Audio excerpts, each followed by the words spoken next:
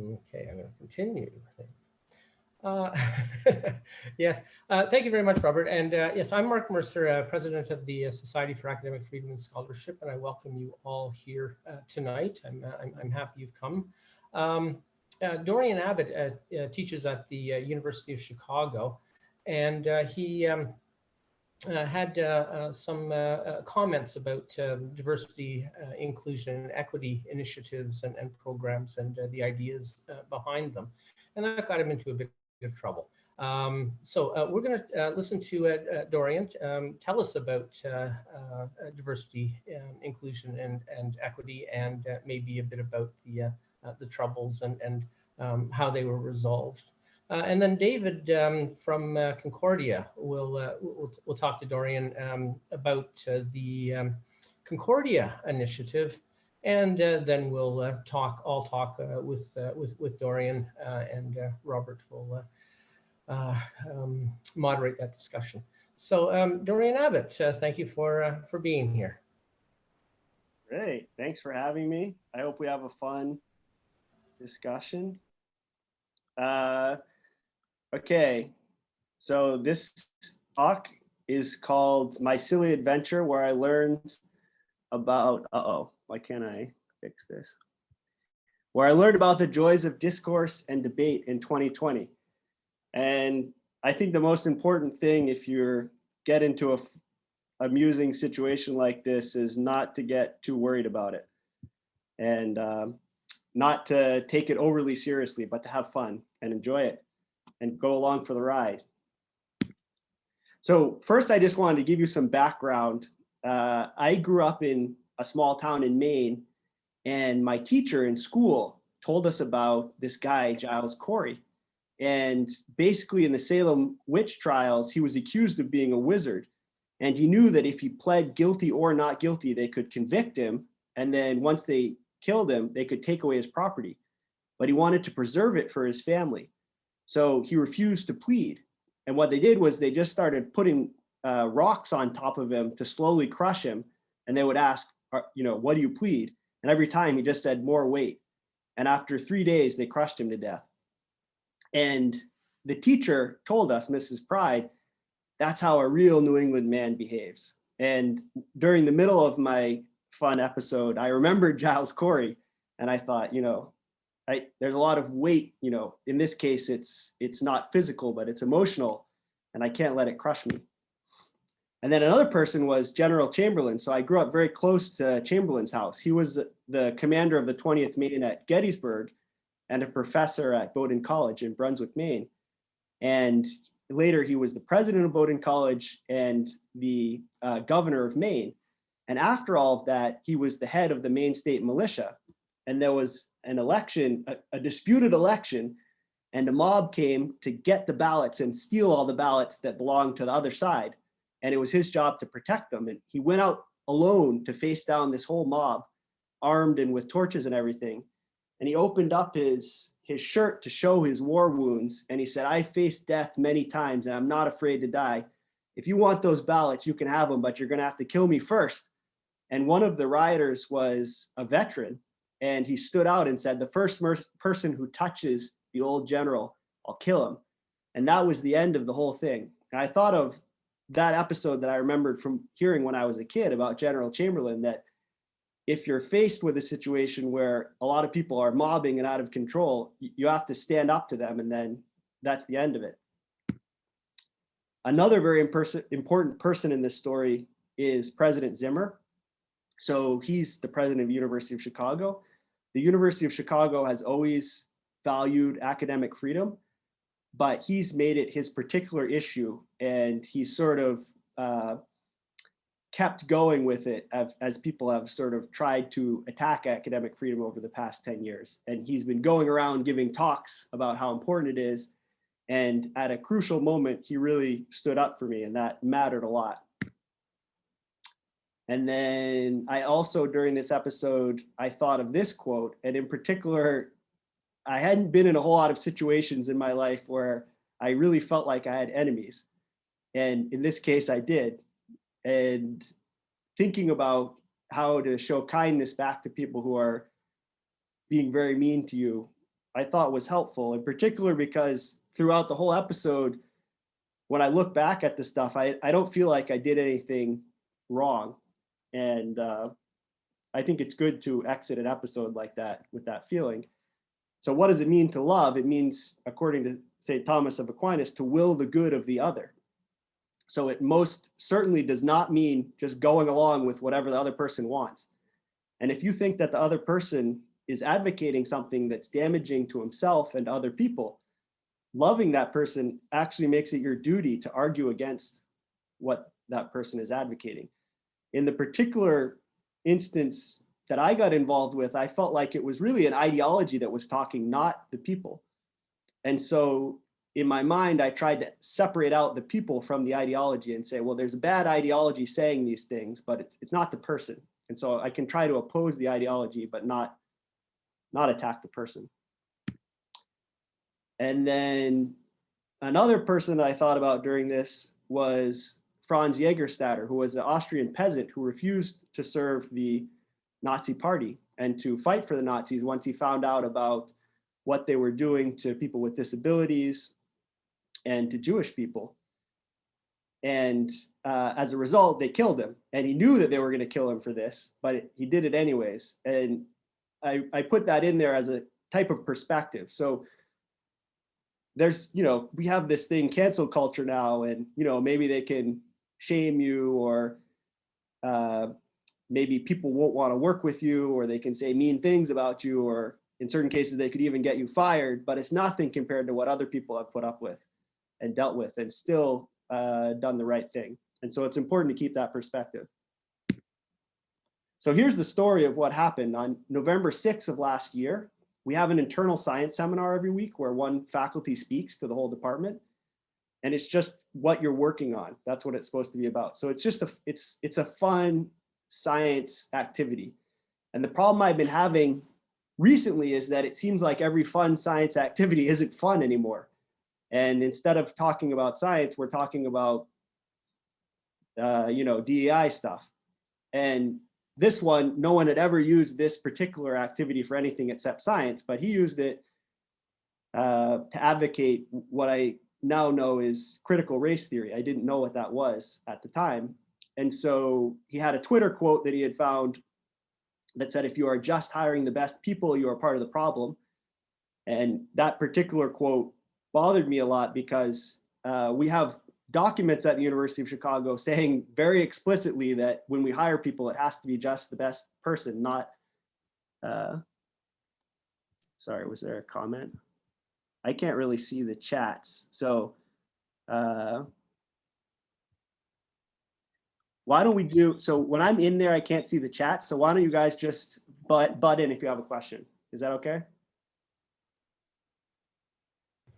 That's okay. Okay, great.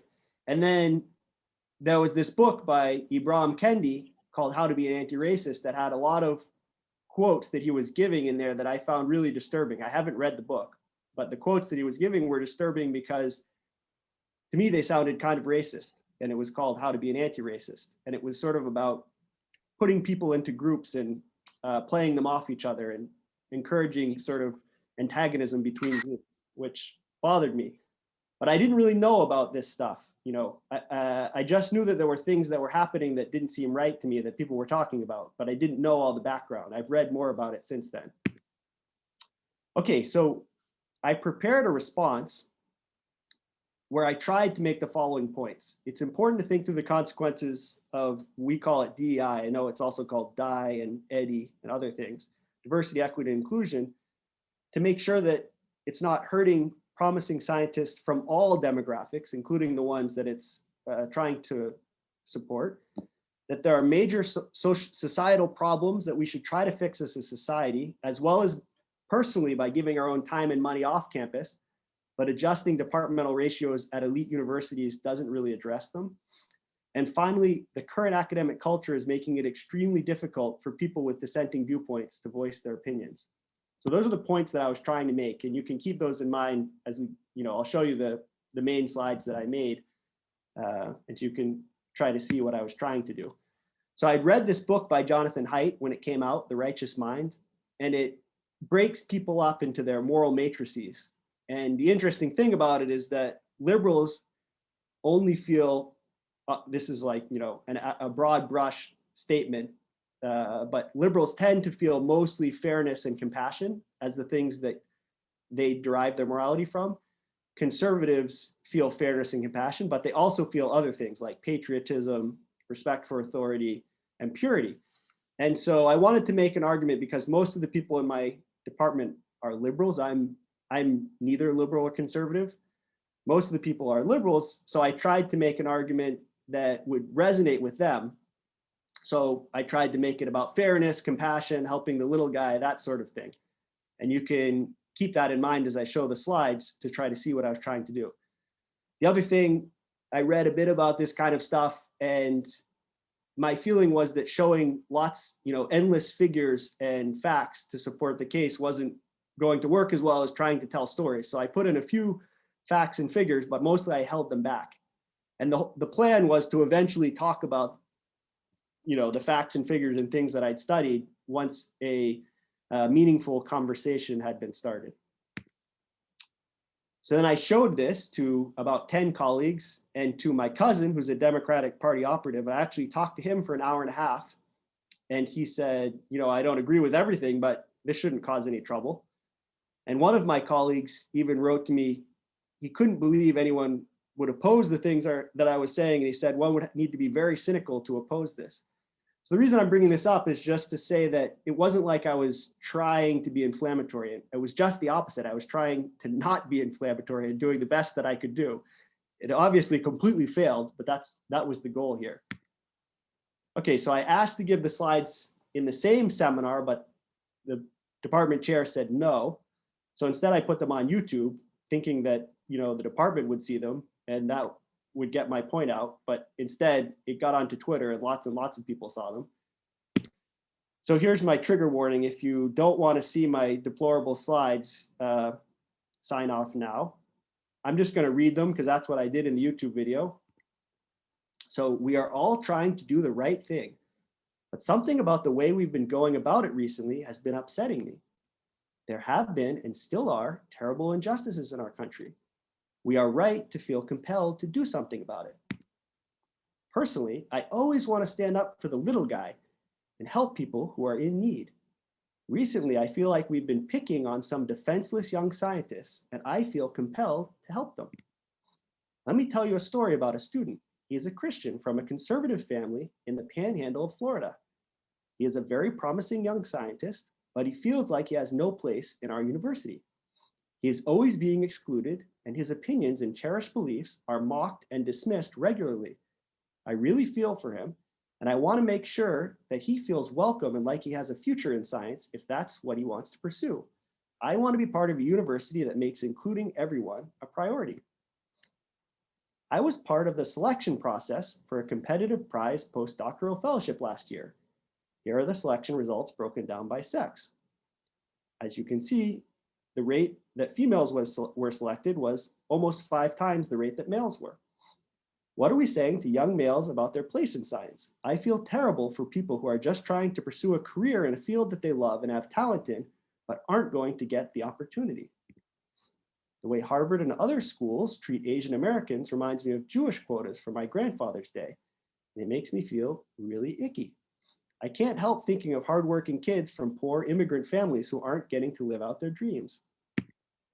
I've seen us discriminating against Chinese applicants, and I feel terrible about it. Chinese students are just as creative and independent thinking as American students. What can we do to try to make our society, our university, and our department more inclusive and just places for everyone? I teach at a night high school for formerly incarcerated people at St. Leonard's Ministry. To me, doing hard work is the real measure of commitment. We can talk about justice until the cows come home, but nothing will happen unless we get to work helping people who are suffering. I serve at St. James Meals Ministry, where we feed people in need, mostly the homeless and elderly. It's really important to me to go out and love my neighbor in a personal and tangible way. Let's keep politics out of our department and focus on doing great science. Let's focus on making our department a great place for everyone to do science. Let's treat every current and prospective member of our department as an individual worthy of dignity and respect. Let's try as hard as we can to treat everyone who applies to our department equally and judge applicants only on the basis of their promise as scientists.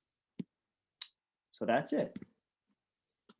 So later I looked up to see, how common these types of views were. And what I found was in a recent Pew survey, almost 3/4, 74% of Americans oppose discrimination in hiring. So specifically, they say that companies should only take a person's qualifications into account, even if it results in less diversity. That includes the majority of all racial groups and the majority of both Republicans and Democrats. And that's consistent with my experience, talking to normal people before and since this incident. However, a Twitter mob immediately formed and proved extremely well the point that I was making about the difficulties of our current academic culture. So people took screenshots of these and sent them to me. And I'm just going to give you a little selection of them. And I'm going to highlight some of the cognitive distortions that you can identify in the thinking of these. So the first was misrepresentation. A lot of people were just saying things on Twitter that weren't actually what I said. And it wasn't clear whether that was a deliberate misinterpretation or whether it was just a mental association that caused them to associate the things I was saying with a worldview that they had heard someone else saying other things at some point. I don't know what that was. The second, which I thought was really troubling and upsetting to me, was harm language. So there were people saying, I feel unsafe because of this, or this is a hostile department. And that bothered me because I really did feel like I put anything that could possibly make someone feel unsafe or like it was a hostile department. It was really a good faith effort to try to communicate a viewpoint that I knew was not the majority, at least among a certain group of people, but that was meant to make connections with them and start a discussion. The next thing that you could notice is one-upping. So one person would say, oh, that guy's bad. And then the next person would say, yeah, really bad, terrible. I repudiate him. Let's go to HR and get him into a re-education camp. Let's get him fired. So it sort of went like that. And then something I learned about that I didn't know about is called call-out culture. So in this culture, an individual gains credibility and status for publicly denouncing anyone who disagrees with the group's approved opinions.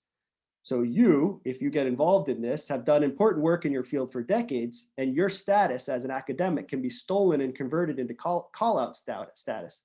So the more academic status you have, the better of a target.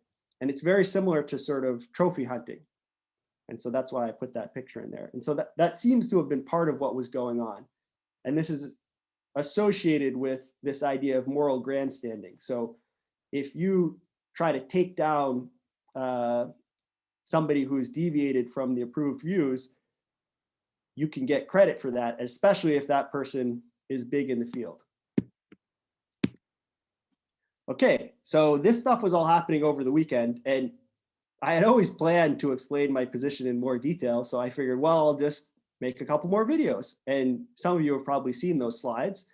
There were 3 more sets of slides, but the points they made were that the primary purpose of a modern university is to advance the state of knowledge, something that would not have been controversial very recently. Secondary purpose is education, which somewhat fits under the primary purpose.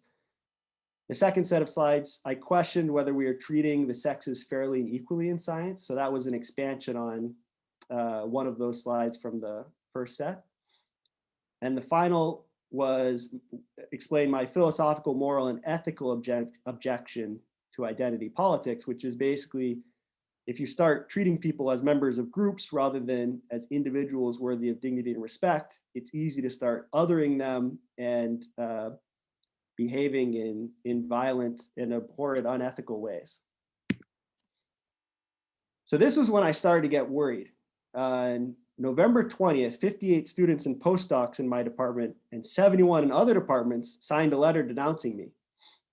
They wrote that my perspectives threaten the safety and belonging of all underrepresented groups within the department and represent an aggressive act. So I've said a couple times, but I was very naive about this stuff. And I didn't know that this is a common tactic to write a letter of denunciation like this. And I got nervous. This is when I started to be a little nervous, having trouble sleeping and eating and stuff. Like, what is going on? Did I really do something bad? It's going through my mind, like, maybe I really did something really bad. Maybe I'm cuckoo and everyone else is seeing something that I'm not seeing. But anyways, there were 11 demands, including stop me from teaching a popular undergraduate course on climate change that I teach. I usually have, I teach it twice a year, and I usually have 500 to 700 students in it total. Explicitly and publicly denounce me and the views I expressed. Give academic exemptions to protect students in the department who would be uncomfortable taking my classes or researching in my lab. Stage a professional intervention with an expert in transformative justice. Determine which other faculty share my concerns and prevent them from teaching or sitting on hiring committees as well. So I thought a lot about what was going on in this letter. And this last one, I think, is an important part of it, because I wasn't the only target of this letter. The other targets were anyone else who might disagree, and trying to make sure they were on notice that they were going to get it next if anyone agreed with me. So it was actually a pretty funny letter when you look at it. If you haven't seen it now, you should check it out. There's a number of very funny things about it. One of them is that a lot of the students put down like she, her, his, him, all of those words, even though there's no way that could possibly be relevant in this situation. Another funny thing was that the letter said that the purpose was to foster a welcoming, supportive, and inclusive community. And somehow that was going to be done by denouncing me and trying to root out anyone in the department who thought like me. So it was sort of funny. Okay, so not too long after that, I started getting a lot of emails of support from people. And over this incident, I've gotten about 500 emails from people. Basically, a lot of them really sad, students at UChicago, students at other places saying, I'm terrified, I can't talk about anything, I don't want to be an academic anymore, things like that. So this is a really big issue. Colin Wright and Toby Young, they're associated with Quillette and the Free Speech Union.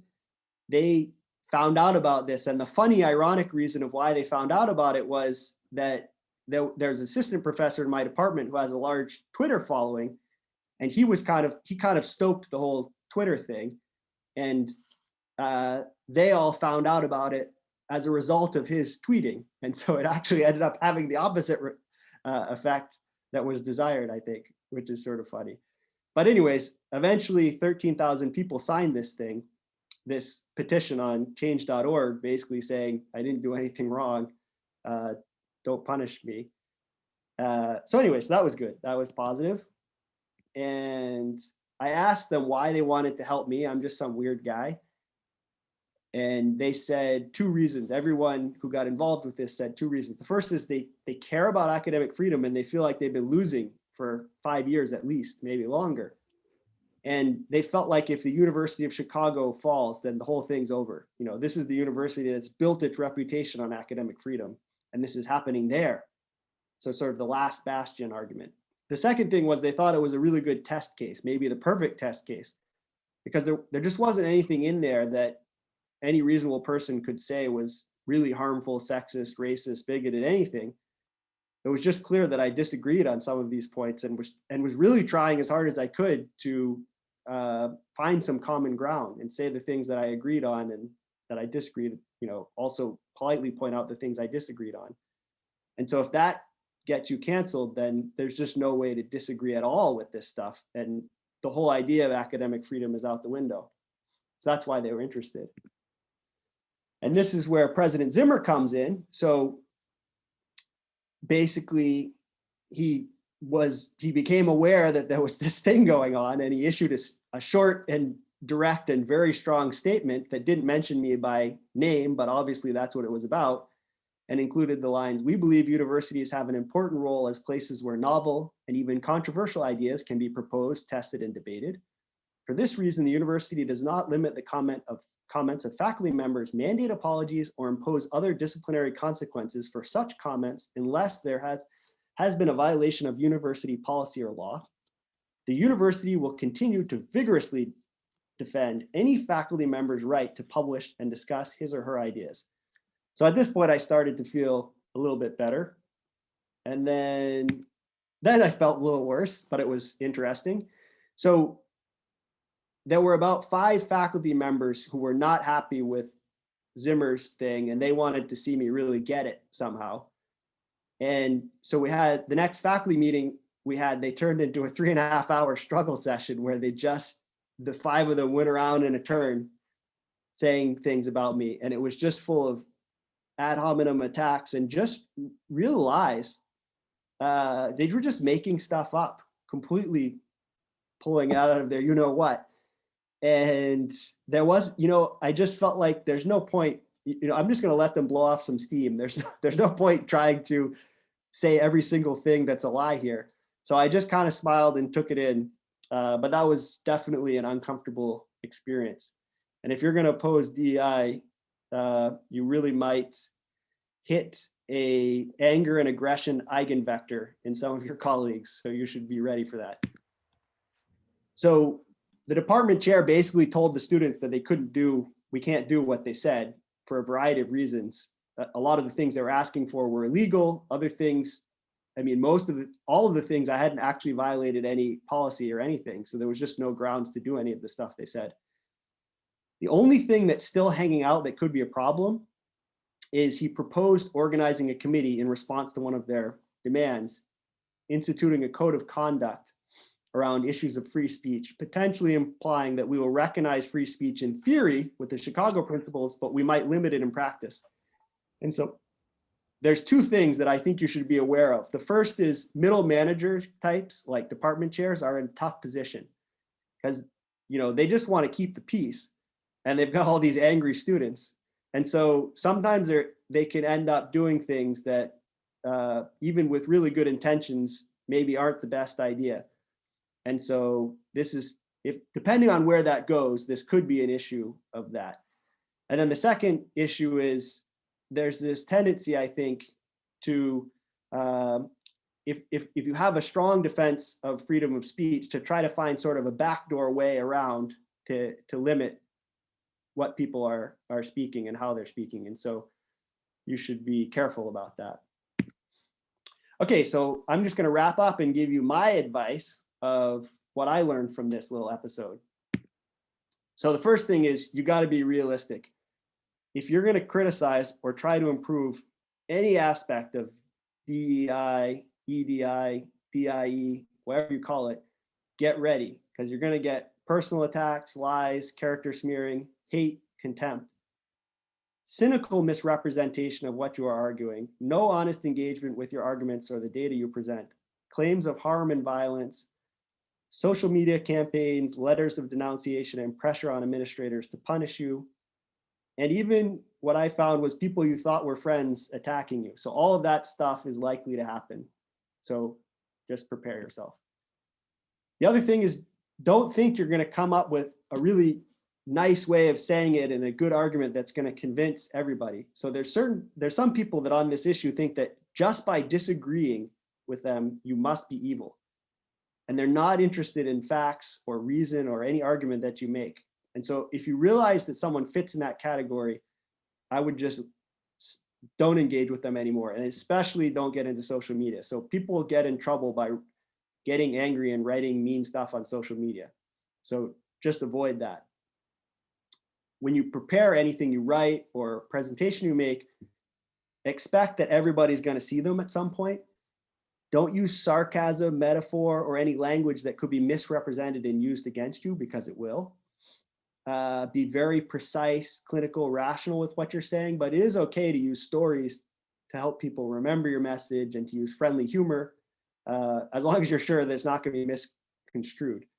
And I think the really important point, especially with that Pew poll, is that the majority of people, certainly the majority of normal people, probably even at about half of academics, don't think that discrimination is fair. And they feel compassion for people who are being hurt and excluded by this stuff. And so try to speak to them. Okay, this is a really critical one. So I found this out later. People told me, like Lee Jussum and Nicholas Christakis, who've been in this stuff before. I just had an intuition that I wasn't going to apologize to a bunch of people just because they're cuckoo. You know, if I didn't do anything wrong, I'm not going to apologize. But it turns out that that's really important not to do. And so the first reason is that the people attacking you are looking for weakness. And if you start to show weakness, they're going to come in and finish you off. So an apology doesn't make them go away. It's not an effective strategy. A much more effective strategy is to not apologize and to make sure they know that you're never going to give in. Because what that means is then they realize that these strategies aren't going to work and they'll go pick on somebody else. The second thing I learned from a lawyer is that if you apologize for things and it ends up coming to a legal position, it could really weaken your legal position because you already admitted in public that you were wrong. So you just don't want to do that. And something you should watch out for is there's going to be people who are going to come around and say like, oh, let's just smooth things over for the good of the department, apologize, but don't listen to them. They're not your friends. So here's a strategy that could be helpful. And I got this from a blog post on New Discourses or something like that. But form a committed group that can come out together. So you have strength in numbers, agree in advance on a statement, and also agree to support anyone who's attacked together. Get support from administrators in advance. That really helped me. If your institution, I didn't do that in advance, but there were administrators who supported me. If your institution has adopted the Chicago Principles on Academic Freedom, remind them of this before you do anything. And if not, try to get something like that adopted first. So it's good for the administrators to be able to point to something that everyone already agreed on beforehand. 3 is be ready to reach out to people who are going to help you. Free Speech Union, Quillette, Heterodox Academy, FIRE. Make sure that the administrators know that they're going to get a lot of bad publicity from people interested in academic freedom if they throw you under the bus. And the reason is sometimes the calculation that's being made is sort of, what can we do to cause the least damage to the university or company or whatever, the least bad public opinion. And if it seems like only one side's yelling and angry, then it might seem easy to just get rid of that weird professor. But if it looks like they're going to get bad press on either side, then they're more likely to make a fair decision. And then try to find a mechanism to put the issues on a secret ballot to the faculty. So there's a whole lot of people who don't agree with this stuff, but they don't want to speak out publicly. And if you can have a secret vote, you can potentially win it. So this is the last slide. It's just a little summary of my message to you. So the most important thing is you got to be doing this out of love. So it's not worth doing unless you're doing it because you're worried about our society, you're worried about your children, you're worried about the people who are advocating this ideology and the damage it's doing to them, and you're worried about the other people who are being hurt by it. So that has to be the driving force. And when you get into this, you've got to have determination and courage if you're going to make it out the other side. It helps to have support, and it helps to have perspective that we're not dealing with Stalin, we're not dealing with Hitler. The stuff that we're dealing with so far is just no comparison. You know, the cancel culture we have is not the Bolshevik cancel culture, where you just get taken outside and shot. So it's important to have perspective on that and to read essays of people who've been through the real cancel culture, like Solzhenitsyn. You can read, I think the essay is called Live Not by Lies, which is a good short essay about how to deal with a culture where you're being asked to affirm lies constantly. So that's it for the presentation, and I'd be happy to discuss and take questions.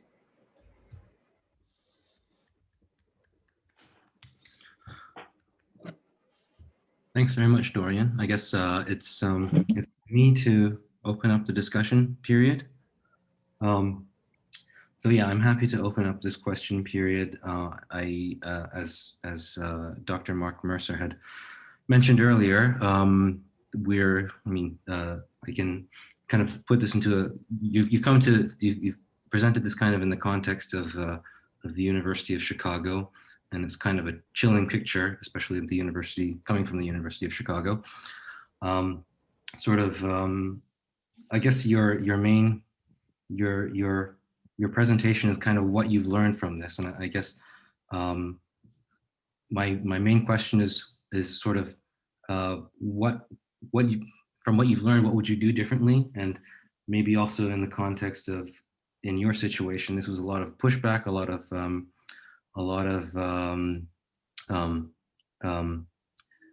I guess outrage from students and peers and that sort of thing, whereas you had a lot of support from your administration, and kind of in a lot of these contexts, the universities appear to be kind of moving towards adopting these EDI, equity, diversity, inclusion principles, and putting them into policy. There are examples of Concordia's, at Concordia, we have a working group on EDI that's recommended to adopt policies on setting hiring targets for faculty, and setting EDI-based criteria for promotion, et cetera, and mandating EDI training and that sort of thing. So in that context, you emphasize sort of how the administration, having the administration on your back is really important. At some point, do you think there's a point where that's not an option? How would you change your approach in a situation where, say, you're not at the University of Chicago, that doesn't have the Chicago principles?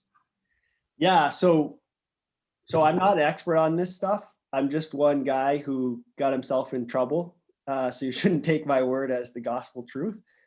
But I would say it's good to try to do the background work to get people to understand how important academic freedom and free speech are on a campus, and hopefully get something like the Chicago principles adopted. But I don't know what to say if you're in a situation, if you really have everyone against you. I'm not sure how you could effectively oppose that.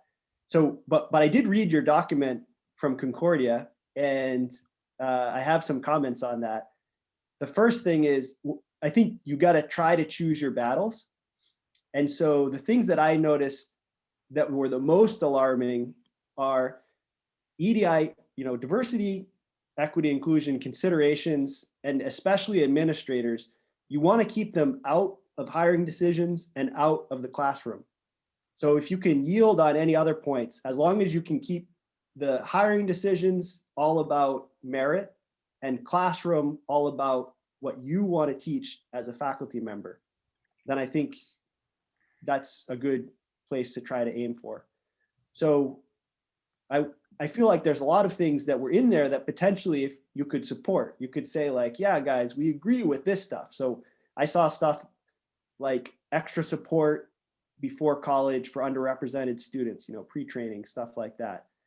Those sorts of things that don't seem problematic. The other thing I noticed was their definitions of equity and inclusion were not that bad, and were actually inconsistent with the policies that they were proposing. So you could point out that there are internal inconsistencies there. You're saying in the equity thing, you want to set up a fair system so no one's discriminated against, and then you're saying we're only going to hire this number of these people and this number of these people. That doesn't sound very fair. You could try to point out to them that political views could be considered a part of EDI. And then the other thing that I noticed about this that they didn't talk about is, what about overrepresented groups? There are a variety of groups in all universities that are overrepresented, some of them dramatically overrepresented. Is this saying that we should be, there's sort of, if there's a limited number of faculty, are we going to be specifically discriminating against the overrepresented groups? Another thing that I thought of when I saw that was, they have a definition at the front about underrepresented, and it's really important what group you compare to. Are you comparing to the city the university is located in? Are you comparing to the nation? Are you comparing to the world? If you're in a big international university, you draw your student body and especially your faculty from all over the world. So who are you comparing to when you determine underrepresented? If it's the world population, you get a very different picture. Yeah, so those are the main thing. There was one other thing that I saw. Oh yeah. One thing that really bothered me about that document was for students and for faculty, they said we want to examine attrition rates, retention rates, attrition rates, things like that. The problem is if you set up a system where you're hiring two groups at different levels of merit, then you actually expect the group that you hired at a lower level of merit to be less likely to make it through programs if the programs are fair. So then if you do that, and then at the end of the day you say, oh, well then, the group that we gave a bump to was less likely to get through the physics program or whatever, then it seems very unfair because you sort of bake that into the system. And so then the response will be, now we've got to do this even more aggressively. And so you could get into sort of a death spiral of positive feedback. So that seemed, it seemed bad. That seemed like something to challenge. So I basically avoided answering your question. The only advice I have is try to get some sort of statement in support of academic freedom on the books somehow before you try to go after this, because otherwise it's going to be hard. I mean, the other thing is, I don't know how tenure works in Canada, but there's legal consequences to firing someone with tenure in the US. Yeah. And so if it works the same way, then at least the people with tenure are protected. And so if they can come make a statement together, and if enough people make it, it sort of gets the message across that this isn't some cuckoo guy. Yeah. Well, also, I guess I'll bring up another point that kind of the EDI,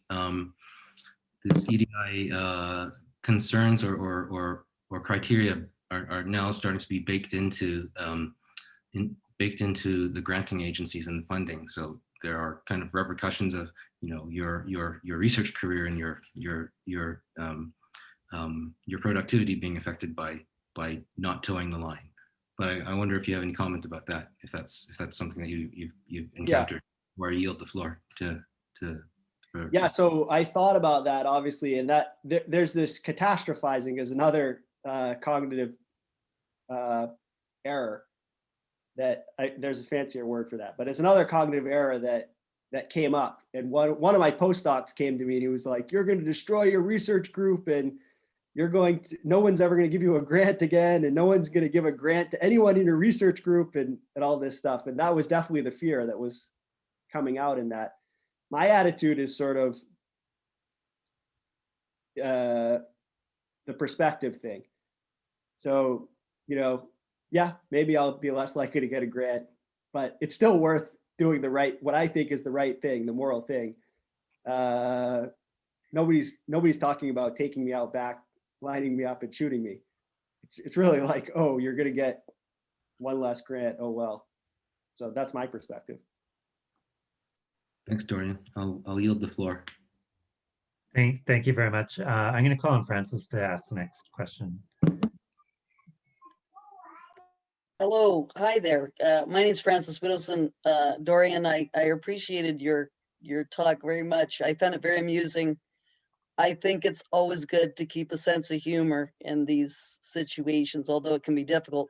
I'm currently being mobbed by about 40 faculty members at Mount Royal University. And I think that we need to kind of explore some tactics as to what works and what doesn't work.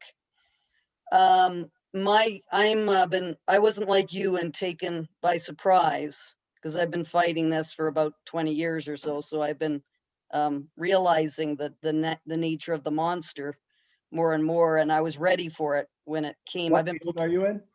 Pardon me? What field are you in? Political science. Yeah. So, okay. So first of all, you're more astute than me automatically. But I don't think you can make that assumption. But second of all, it's spread, right? So there wasn't any of this 5 years ago in hard sciences, but I think for a long time it's been in political science. So I think you've seen it for longer. Anyway, my major area of research is Indigenous policy. And anyway, it's been on a slow boil, and then it just, in 2020, just everything went off the rails all at once. But I kind of took a different approach, and I came out swinging very, very aggressively and turned my Twitter account into a satirical character and just as Francis McGrath is the name of the Twitter account, and with Francis with an X, because of course my gender is undetermined at this stage. Anyway, and I started just mocking and satirizing all my colleagues who were trying to take me down. Anyway, so that was relatively successful in that it stopped the mob because people were afraid of being mocked, but it has resulted in another horrible thing happening, which I can't comment on, which has to do with the various policies in universities now. Very, very terrible policies, which try to accuse people of various things, which you would think you could agree with on the surface, like no one should be bullying anyone else and so on, like this kind of thing. But the way in which these terms are now defined is if you have an idea that makes someone upset and feels that it somehow they're questioning their own identity, that is something you should be disciplined for. And that's currently sort of the thing that's happening. So I think that's a very, very dangerous thing, which I was not aware of like a year ago, but now is one of the major areas. And I'm wondering if you've had any experience with these various policies, human rights policies, harassment policies, and so on, where the employer can kind of get you into a star chamber type of scenario. And then of course it's all secret. So it becomes very, very difficult to combat. Yeah, so the first thing is, I'm sorry about your situation, especially the faculty, because to me that hurt a lot more. It's one thing, like you got like 23-year-olds acting crazy, but it's another thing when your faculty coming after you, your colleagues that you've known for, in my case, 10 years. About the harm issue, that was something that really bothered me because, you know, when I was a kid, we said, you know, sticks and stones can break my bones, but words can never hurt me. And that was just like the attitude that everybody had and that the adults taught us. And so something has changed. And now people are thinking like, oh, if you say something, it can harm me. And, you know, you should be silenced for that. And all that matters is my interpretation of whether it was harmful, not whether there was, you know, anything objective. And so I don't know what to do about, I mean, the best thing to do is to stop them from adopting these policies. And then in terms of satire, Toby Young said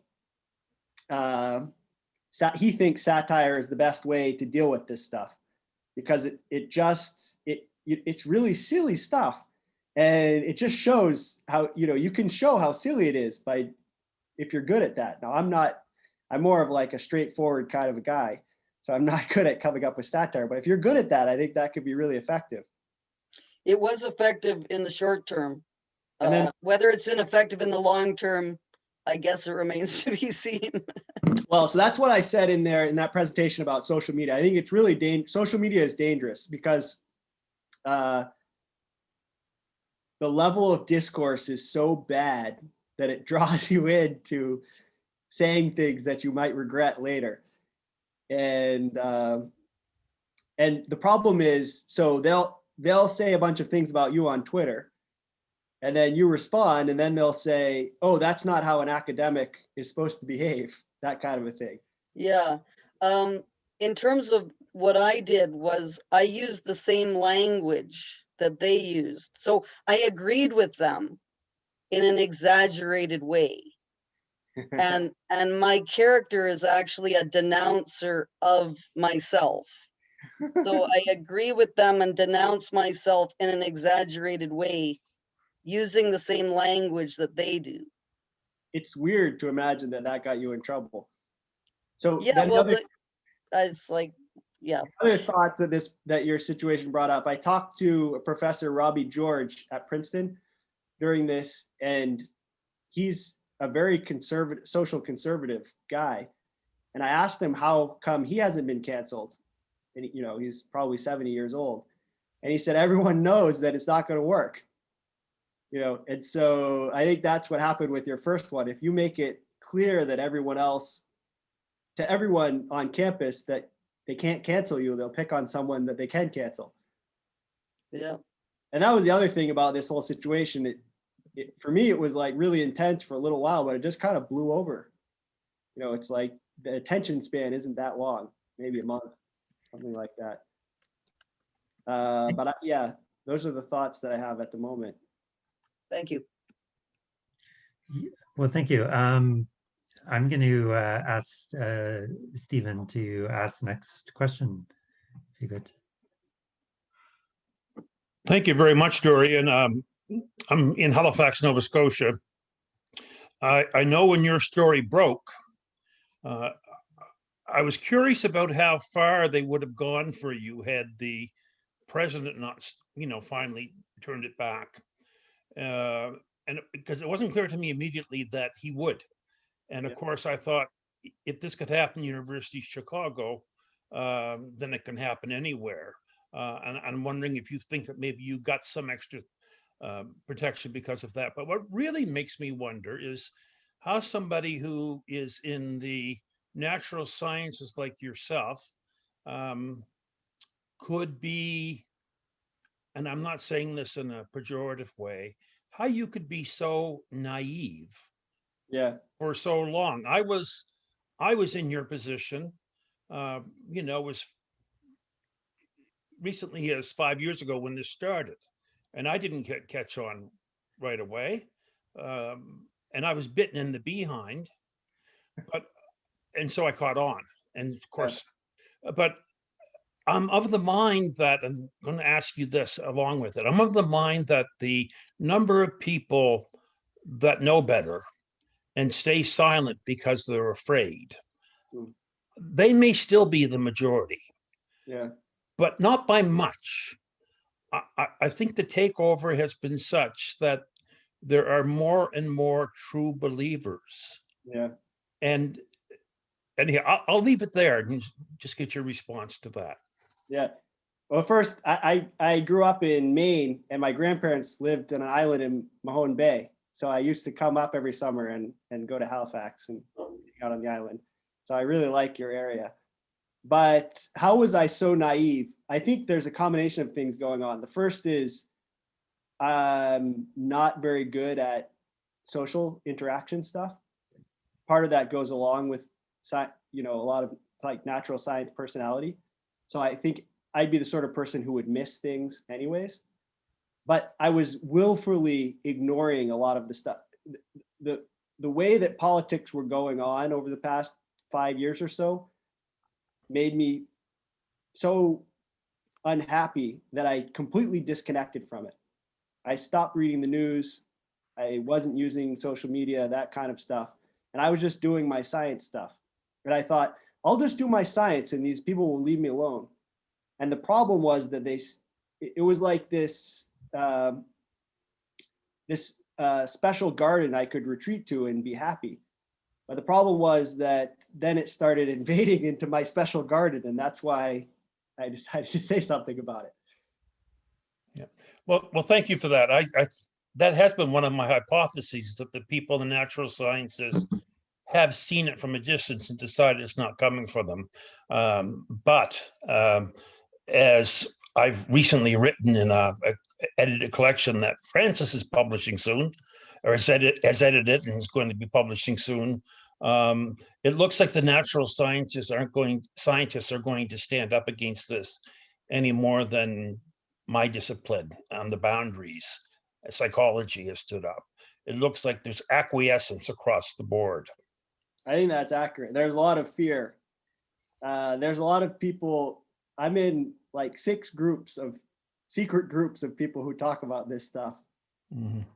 That don't want to say anything publicly.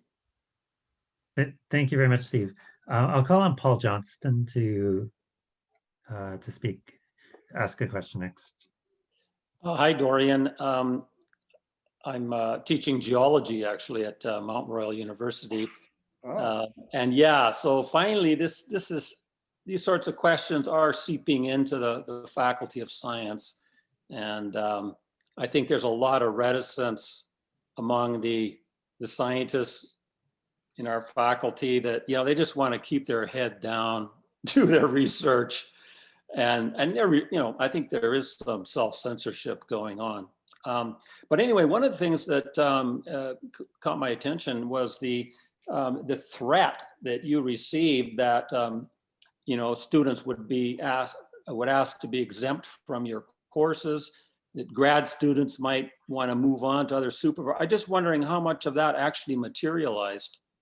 Yeah, so the students taking other courses, that's not going to happen.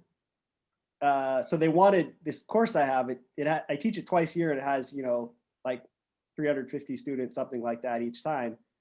And they wanted to set it up so that any student who didn't, originally they said, any student who wants to get an A rather than taking my class can just get an A. That was the request. And then the other request was that any graduate student, I usually have about 10 teaching assistants, any graduate student who doesn't want a teaching assistant job with me can get paid for the teaching assistant job, but doesn't have to actually do it. So they were really ridiculous requests. And then that anyone can leave my research group. And that did happen. So one postdoc, one undergrad, and one grad student left my research group. But my attitude is that's their choice. You know, I don't have to pay them off my research grants. They don't want to work with me. They don't have to work with me. Mm-hmm. So I'm wondering another question regarding, let's say, the recruitment of grad students, or even when you're sitting on, you know, hiring committees and so on. You know, given the goals of, I think, EDI at many universities to increase the participation at the faculty level and research level by, you know, marginalized groups or racialized groups and so on. You know, is there a move at the University of Chicago to actually ask for race, religion, or a photo on job applications or applications for grad studies? Because how would you possibly know? Yeah, so they ask some of that information, not religion. But I'll give you one of the examples I put in one of my sets of slides was we had a job, I was on the hiring committee, and we got the word not from the dean, but from the dean through other people. And I have the email, and the email said, I know we can't say this legally, but the dean will only consider faculty that you nominate if it's a woman or underrepresented minority. So what happened is we had this was the first thing that got me upset. This was 3 years ago. So we had two job searches. We had the public job search that officially said we won't discriminate against anyone. Then we had the internal job search where the dean told us, and I have a record of this, that we'll only hire people in certain groups. And so that's the sort of way that this can sometimes be implemented.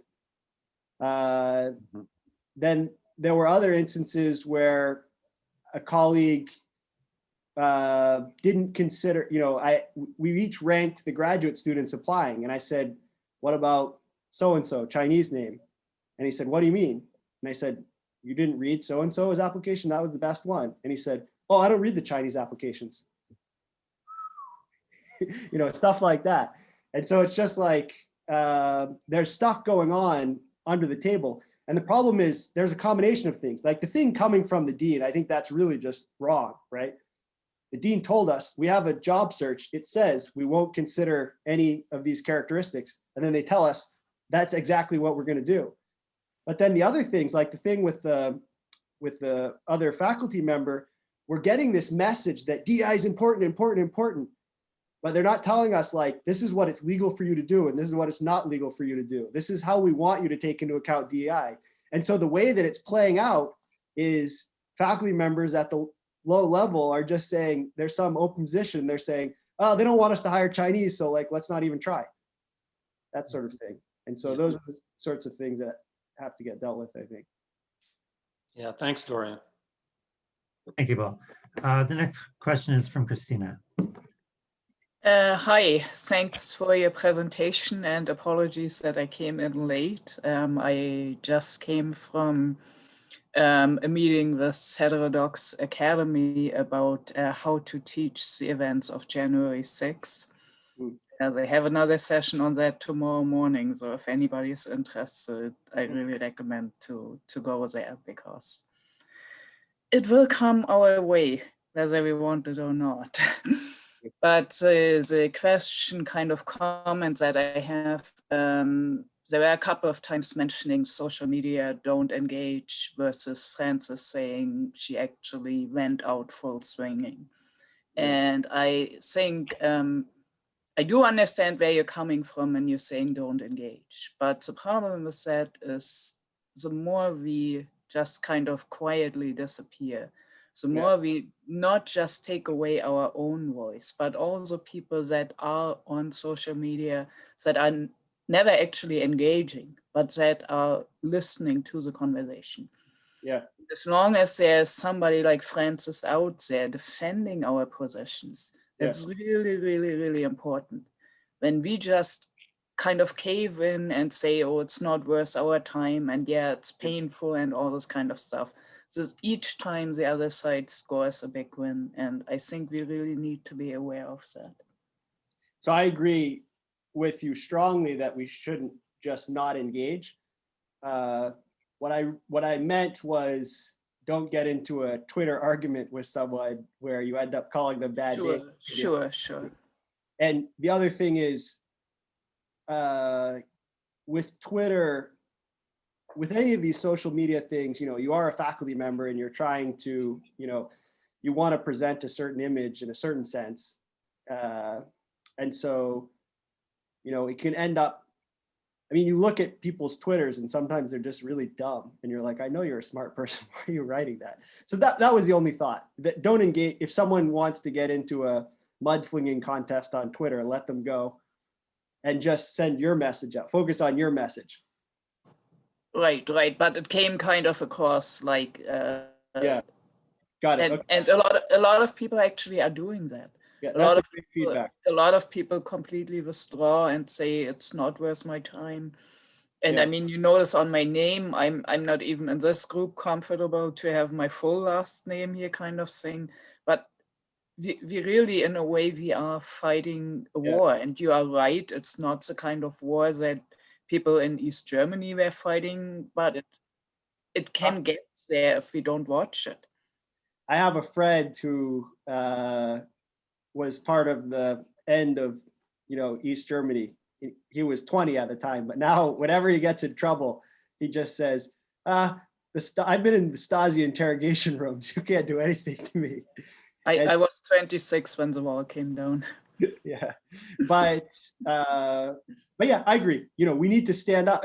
That's what I tried to do, is to stand and to say, this is my position, but to not attack other people, not return the sort of hatred that was coming at me. That was my goal. But it's a great criticism from you that in my talk that I didn't explain that position perfectly. Thank you. Thank you. Thank you, Christina. The next question will be from Anton. Hi, I'm Anton Zilman. I'm actually a physicist from University of Toronto. So I'm a little bit sort of not very observant about social things like you. So I started noticing these things relatively late. And some of the really bad things, which is probably what I've been really against, all this blatant discrimination in hiring, that I really started noticing only really recently. So I was and these things there, I'm not a lawyer, but at least in Canada, I'm sure in the United States, that kind of blatant discrimination is pretty much illegal under most circumstances, unless there are some exceptions. So I was wondering if among the people you have been talking in your 6 secret groups, anybody has been trying to take the legal route, or at least to search for legal counsel and things like that. Yeah, so when I said this stuff, the Title IX group at the university said, called me up and said, we want to know what you're talking about. And when I told them the things that had happened, they were like, that's illegal in the US. You're not allowed to do that. Yeah. But that was the end of it. I was like, what are you guys going to do? And I haven't really heard back from them. And so that wasn't the angle that I was coming from. I was just thinking this is immoral. Right. It turns out that it actually may be illegal. And that's a great idea to look into that, talk to lawyers, and press that point more. Okay.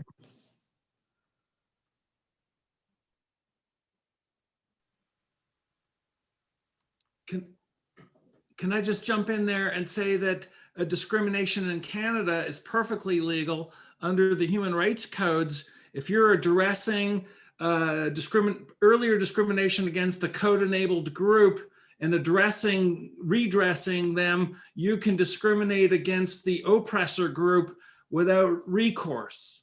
So it's actually perfectly legal to hire only women if your justification is that women have been dismissed in the past. Can I answer that? But that's true only if it's a special program. It has to be a special program, at least in Ontario Human Rights Code. Then it's legal and it has to be proper justification and so on and so forth. But if you have a general search and you are in that search discriminating on basis of race, blah, blah, blah, blah, blah, I'm pretty certain that is illegal, but I might be mistaken.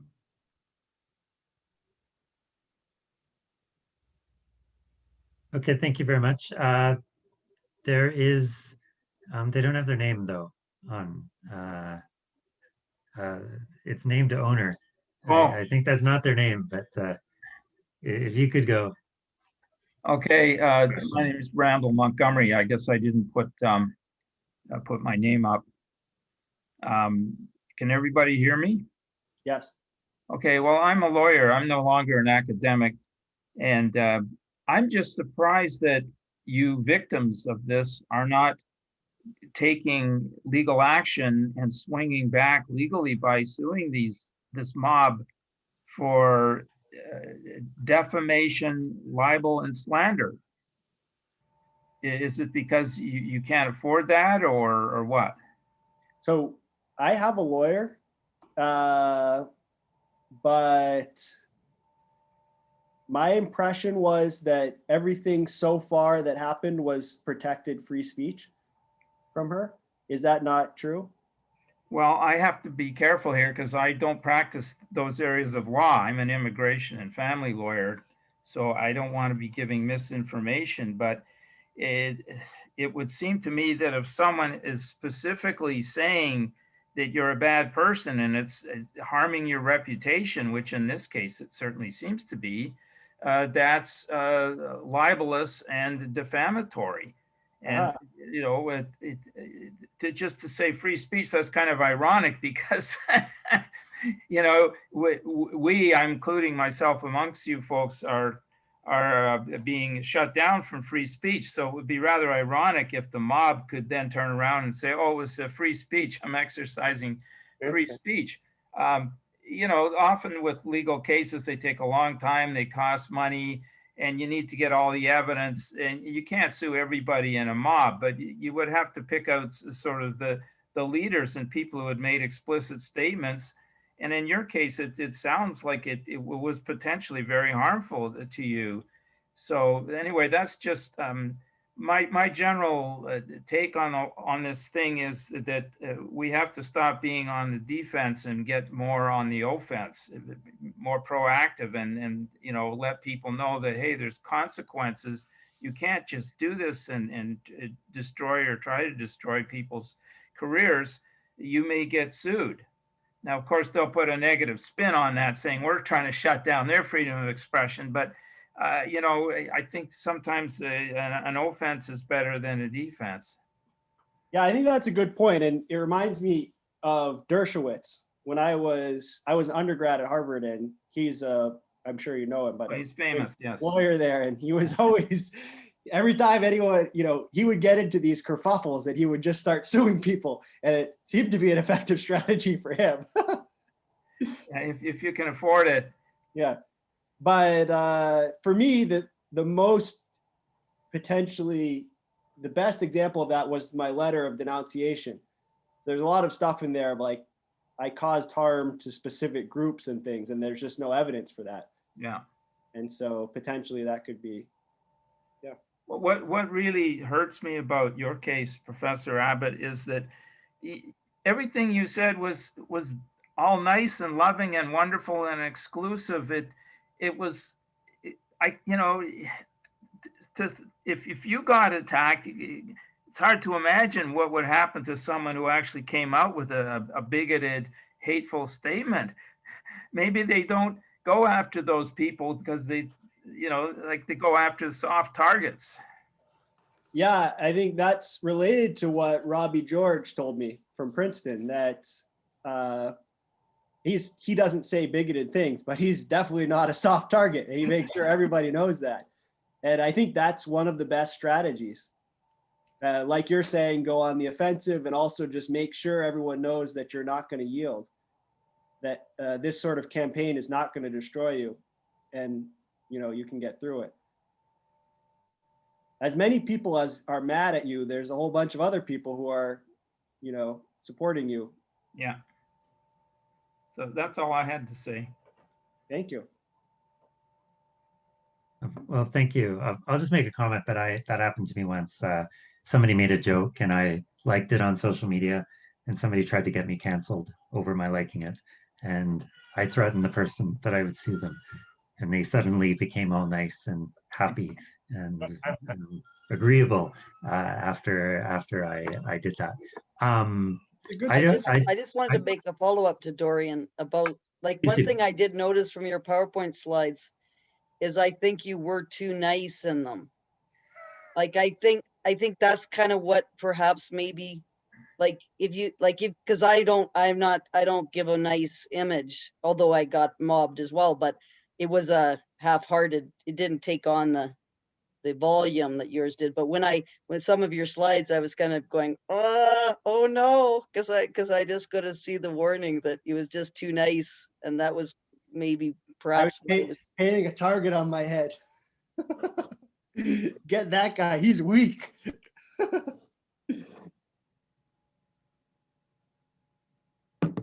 If I could jump in, Francis, just in respect to is it Robert's a point? You've been defamed horribly at Mount Royal by your colleagues, and you've made a very conscious decision not to pursue that path. I'm curious, would you be willing to say a few words about that strategic choice? Yes, well, so far, I'm at this point now, I'm just kind of taking a wait and see attitude.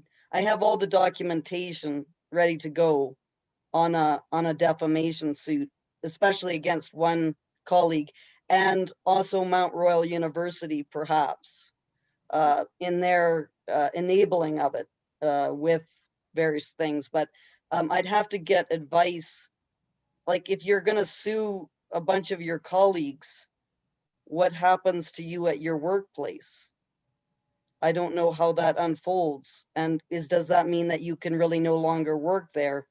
Which I really wouldn't want that. Like, I don't really want to sue anyone at all, because I think that just feeds into the silencing aspect. It's not a good thing from a freedom of expression standpoint.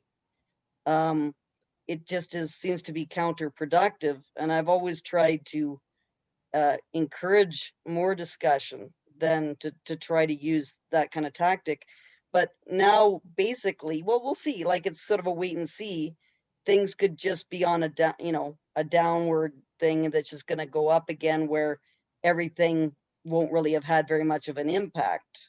But right now, it's been almost a climate has been created where I can't work at the university right now. It might change, but it's really made my position very, very difficult. But that might just be a temporary situation. So I think generally I would like to avoid it, but if it just is an unending defamation, and now of course all the students have been sucked into it. So I'm on sabbatical this year, so I don't know how this is going to translate into the classroom. It could just be just a terrible situation next year. So we'll see, but I'm kind of taking a wait and see, going to go through the latest tactics and see where they fall, where the chips fall on that one. And then after that's done, it's a possibility as a last resort, I guess.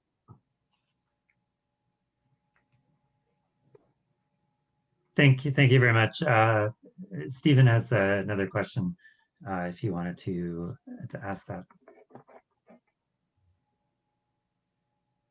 Yes, Dorian, I was wondering, I think you maybe already mentioned this, but I was wondering what day-to-day life for you, and I guess you wouldn't know because we're all working from home, but do you have any sense how your immediate peers feel about you? And before you answer that, I guess to Francis's point about what it's like to work when you take a stand like this. But the other thing I just wanted to say, if you just hang on for a second, is that something's gone very, very differently this time with this particular critical social justice purge, in that it's spread out beyond the university. And I don't know how we come back from that. I don't know if anybody's listened to the Current or to Q or just about anything on CBC radio lately. It's not your daddy's CBC radio. It's just constant nonsense. And how do you, the question is, Dorian doesn't know this because he doesn't listen to CBC. So I'm just saying that generally. But how? They got him. They censored him. Okay, so No. What was the question? Oh yeah, day-to-day stuff. How do you do day-to-day stuff? So I don't know yet. Mary Thompson, I talked to her. She's the mathematician who wrote a letter saying we shouldn't have DI statements because of the political test. That was a year ago, and she said it's not comfortable in her department. It has not gotten any more comfortable. My day-to-day stuff, the meetings with the students who did not, the graduate students who didn't leave my research group have been completely fine. My meetings with other colleagues have been fine. So I'm hopeful that I'll be able to be in the department and it won't just be a toxic situation, but we'll see. Thank you. Thank you very much. We have one other question. I'm not sure which of you had asked it.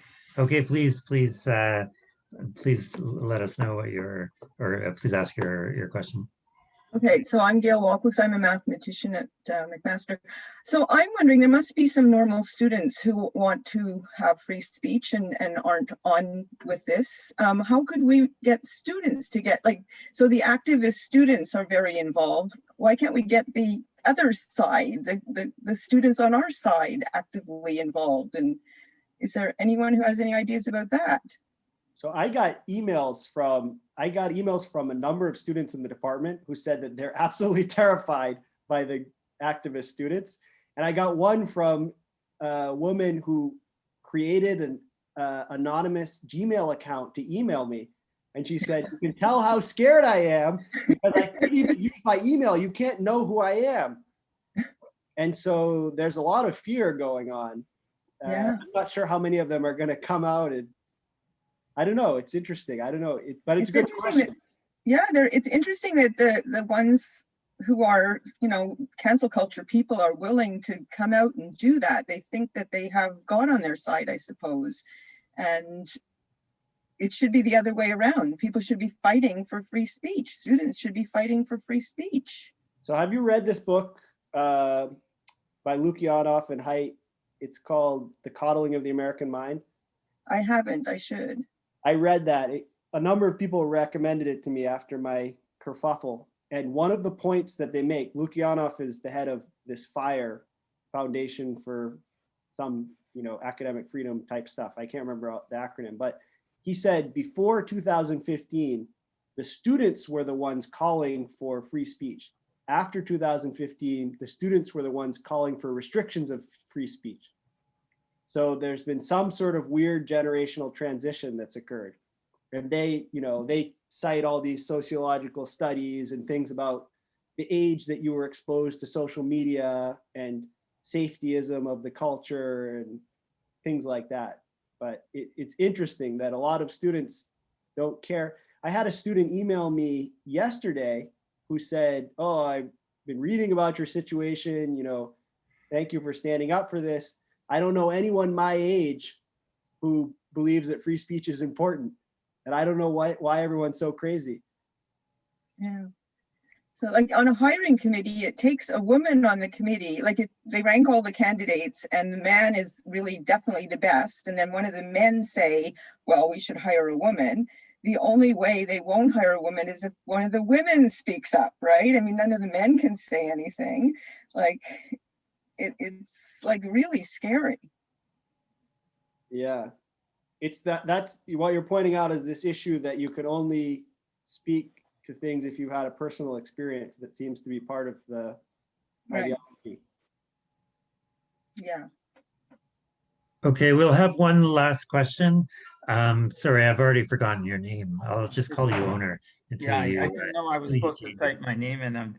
It's Randall Montgomery, Randall with one L. Again, speaking as a lawyer, and this is mainly to Francis and Dorian, but it would apply to other people who've actually been canned from courses or forced out to take sabbatical or unpaid leave, whatever. There's a tort called constructive dismissal, where you can say, look, I haven't been formally fired. Nobody sent me a pink slip, but the way things are panning out here, I can't work in this environment. I'm not welcome. I can't do my work. Nobody will cooperate with me, blah, blah, blah. So you might consider suing the administration for constructive dismissal. And that raises a later strategy that I'm suggesting, in that right now the easy out is for the administration to side with the students because the squeaky wheel gets the voice, and the administrators don't like all this kerfuffle. And as Dorian alluded to, there's a tendency to appease the rabble, the mob. But I think if people start suing, especially the administration, they will realize, oh my gosh, there's consequences here. We can't just fold and sacrifice this professor. The university is going to get sued by this professor. So it could have a change of reaction by the administration. Again, it's part of the overall strategy to start being more assertive and less defensive. Good ideas. Really good ideas. Just to respond to that, Bruce Party has been putting some stuff in the chat about the one problem for professors in Canada is faculty associations as our representatives. I was thinking personally about defamation, which is outside of the dismissal kind of issues. But evidently, you almost everything to do with discipline or anything like that has to be done through the faculty association. You actually cannot bring in lawyers. At some point, I think far down the I'm not sure how down, you might be able to bring in some kind of legal aspect, but that's very, very difficult in the context of the Canadian university system. And this is, I think it's just to add to Francis's point. I think sometimes there are people, you will be dealing with people who may be connected to the union, who are also angry at you for your particular points, and there ends up in a lot of institutions it is quite small. So union and the people you are dealing with are often the same people or very closely related. Yes. And I know some members in SAFS have had that experience where the two sort of both of them seem to be against them Yes. in some way or not. But we've come to the end of our question time, so I'm going to just call on Mark to give some closing words to us. But I think thank you everyone who's added your questions and made this discussion quite interesting for us all. Very good. I was delighted to see everyone and thank everyone for coming here and your questions and thoughts. Now, there are two things that occur to me, two problems, and they seem separate. I'm wondering if there are connections between them. On the one hand, we all care about the quality of our universities' education, the research that comes from them. And we worry that the initiatives in diversity, inclusion, and equity are having baleful effects on the quality of the university experience and the quality of research and the like. Other problems there, perhaps grade inflation is something that concerns you. So that's the one side. And then on the other side, as Dorian is noting, and as many people here have had experience, there's the rough treatment that critics of initiatives like diversity, inclusion, and equity are facing. And I'm wondering what if there's a connection between the two. But I'll just leave it at that, and I'll ask maybe someone thinking of writing for the SAFS next issue of the SAFS newsletter, perhaps to analyze that and explain just what are the connections. Why are those people, or not all of them, of course I want to include everyone, but why are so many people who are in favor of initiatives that we think harm the university, why are they also engaged in aggressive and unfriendly behavior? What's the connection there? I take it that members of our group wouldn't be belittling, demeaning, threatening people in pursuit of our goals. Maybe I'm wrong about that. But at any rate, thank you all for being here and the questions, and thank you very much, Dorian, for giving us your experiences and talking to us about what has happened to you. And we all wish you very well for the future. Thank you so much. Yeah, and it was great talking to everybody, and good luck to all of you, especially Francis. You are the one who needs it right now. Bye-bye. Okay. Bye, everyone. Thanks, everybody. Thank you. Have a good evening. Everybody. Thank you very See you, much. Francis.